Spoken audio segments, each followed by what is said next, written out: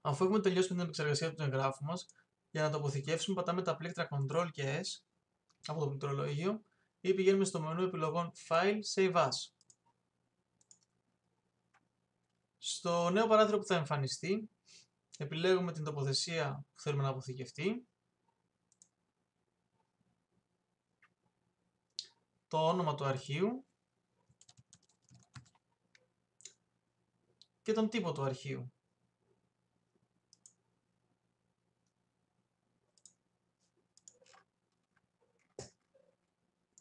Από κάτω, όπως βλέπετε, υπάρχουν διάφορες επιλογές ανάλογα με τον τύπο του αρχείου.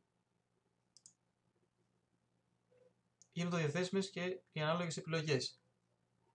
Η πρώτη επιλογή αποθηκεύει ένα αντίγραφο του αρχείου διατηρώντας παράλληλα το τρέχον αρχείο ανοιχτό. Το Alpha Channels αποθηκεύει τις πληροφορίες των καναλιών Α μαζί με την εικόνα. Στο συγκεκριμένο έγγραφο δεν έχουμε Alpha Channels, γι' αυτό και είναι ανενεργή η συγκεκριμένη επιλογή. Το Layers διατηρεί όλα τα layers της εικόνας.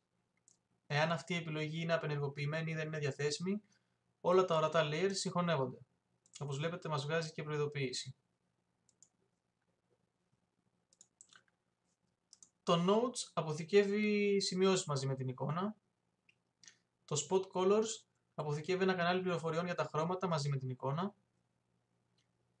Το Use Proof Setup και το ICC Profile δημιουργεί ένα έγγραφο με χρωματική διαχείριση. Το Thumbnail αποθηκεύει δεδομένα μικρογραφίας για το αρχείο. Οι μικρογραφίες εμφανίζονται στο παράθυρο διαλόγου Open. Τέλος, το Use Lowercase Extension αποθηκεύει την επέκταση του αρχείου με πεζούς χαρακτήρες.